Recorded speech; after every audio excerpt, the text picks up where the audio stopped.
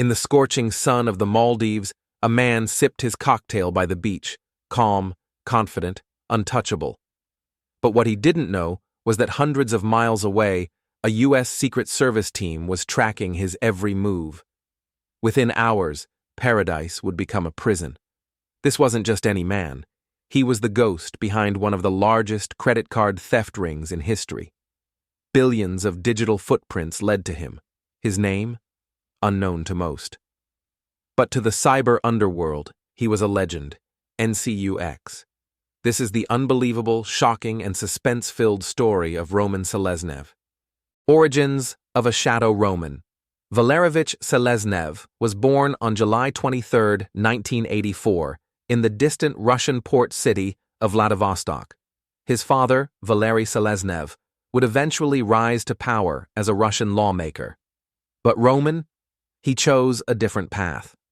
While other kids played outdoors, Roman stayed indoors, glued to his computer screen. By the age of 15, he wasn't just browsing websites, he was infiltrating them.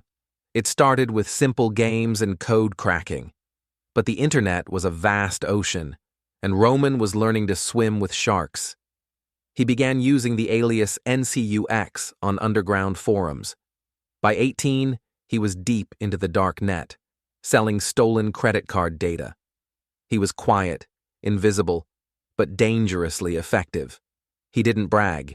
He didn't show off. That made him more lethal.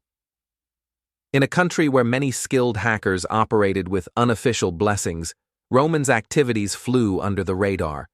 But the seeds of digital chaos had been sown. American businesses didn't know it yet, but their cash registers were about to bleed. And behind it all, a young Russian prodigy with a laptop and no conscience. This was just the beginning. The rise of NCUX.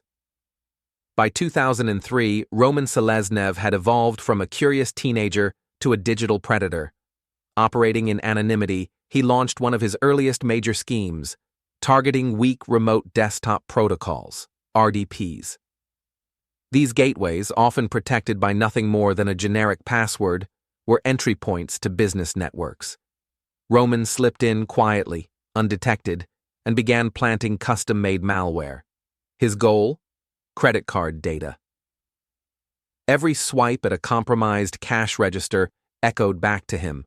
He wasn't just stealing numbers, he was siphoning identities, lives, and livelihoods. And his marketplace? Hidden online forums where hackers met, traded, and profited from digital blood.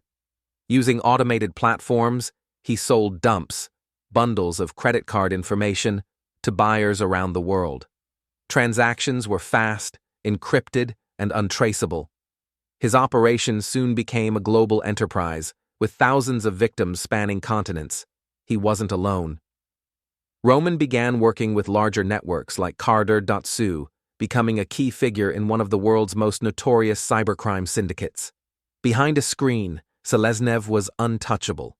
He vacationed across Asia, dined at high-end restaurants, and lived a life many could only dream of. But his keyboard was his weapon, and his crimes were scaling fast. What no one realized yet was that this quiet Russian was orchestrating chaos that would eventually ripple into hundreds of millions in losses. And while businesses and banks patched holes, Roman simply found new ones. Every patch they made, he turned into a blueprint. The game had changed, and Roman was always one move ahead.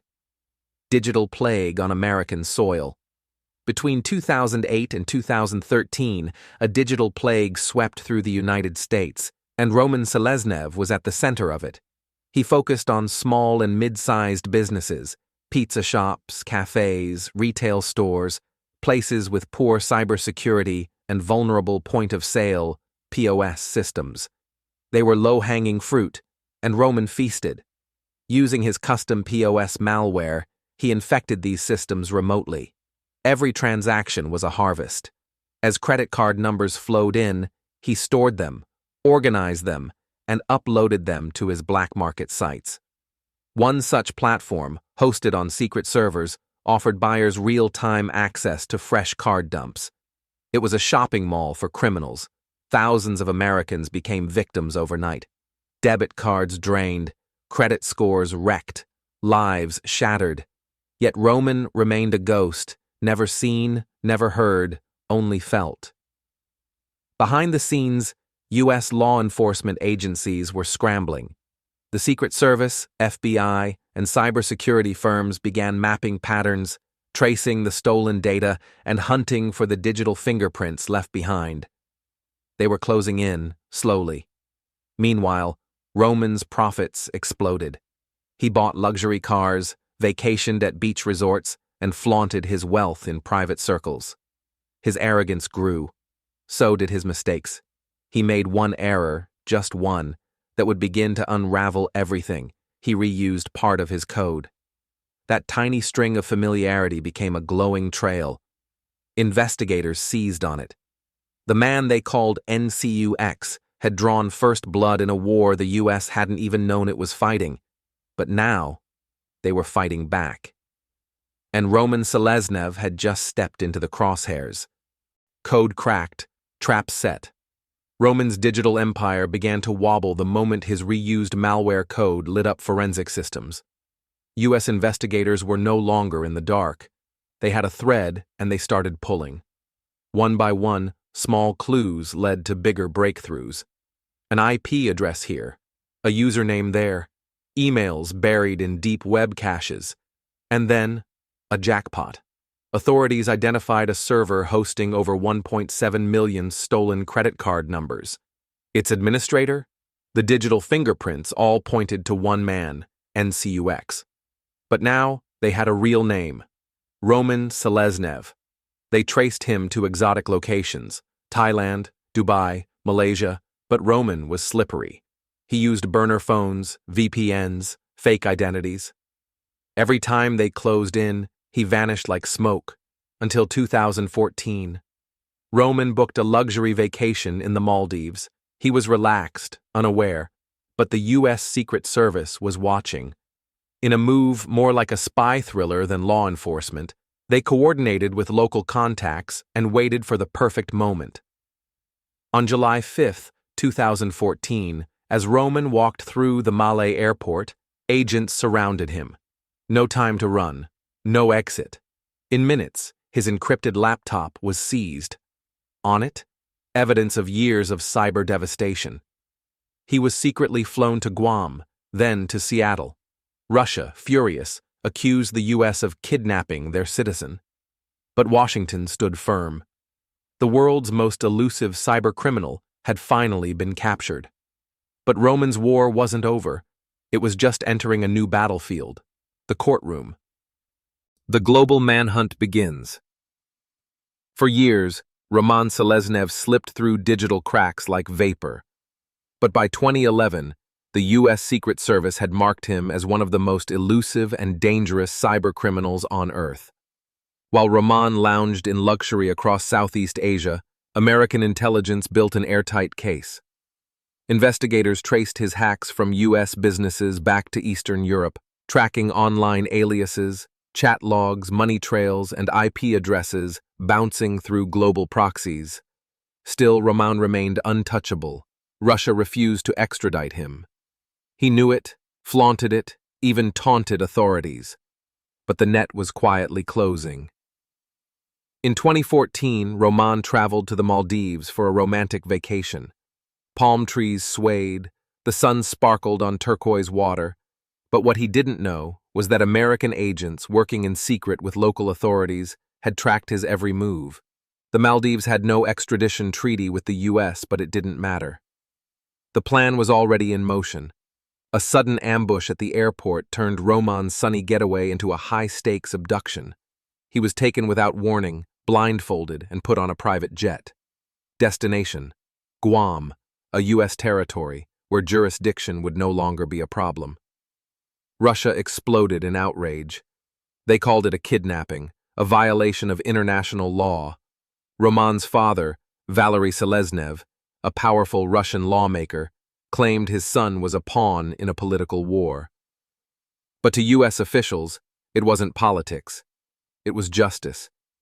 And they had finally caught the phantom who had drained American businesses dry. Courtroom codebreaker dragged from digital invisibility into the blinding spotlight of an American courtroom, Roman Seleznev now faced the ultimate crash, one not of systems, but of his freedom. The year was 2016, and in a Seattle federal courtroom, the stakes were monumental. 38 felony charges, including wire fraud, unauthorized access to protected computers, and identity theft. Prosecutors unveiled their arsenal. They presented not just evidence, but a story of calculated cyber warfare. Roman had hacked into over 500 businesses, mainly small American cafes, restaurants, and shops. From there, he siphoned more than 1.7 million credit card numbers, selling the data on underground forums, causing over $169 million in financial damage. His laptop, seized during the Maldives operation, became the key witness. Inside were 1.7 million stolen credit card numbers, detailed folders of breached point-of-sale systems, and software for intrusion. Roman's defense argued he was abducted, that the trial was political, and the arrest illegal under international law. But the court was unmoved. The evidence wasn't just solid, it was overwhelming. They called his laptop a cybercrime superweapon. His silence in court was chilling. Roman showed no remorse, no apology, just cold stares and defiance. Prosecutors painted him as someone who didn't just profit from chaos, but enjoyed it. In 2017, the verdict crashed down like a gavel of thunder, guilty on 38 counts. The sentence? 27 years in federal prison, one of the longest ever handed down for cybercrime in U.S. history. For the first time, a Russian hacker of Roman's magnitude had been tried and convicted on American soil. But the shockwaves weren't over. Behind the courtroom walls, a geopolitical message had been delivered loud and clear. Even the most elusive cybercriminals were no longer safe, not in Moscow, not in paradise. Shadows of the Kremlin. Roman Seleznev wasn't just any hacker. He was the son of Valery Seleznev, a sitting member of the Russian parliament. That fact alone transformed Roman's trial into something far bigger than crime and punishment. It became a diplomatic earthquake. From the moment of his arrest, the Kremlin protested with fury. Russia called it a kidnapping, accusing the United States of violating international law by taking Roman from the Maldives without an extradition treaty. Russian state media blasted the case as politically motivated, painting Roman as a pawn in the growing cyber war tension between the two powers. Valery Seleznev's outrage was personal and political. He claimed his son was tortured, denied basic rights, and made a scapegoat. In interviews, he thundered that the U.S. had declared war on Russia's children. The Russian government demanded Roman's immediate release. But Washington remained firm. Roman had wreaked havoc on American businesses, and justice had been served, digitally and legally. Meanwhile, Roman sat in an American prison, serving 27 years.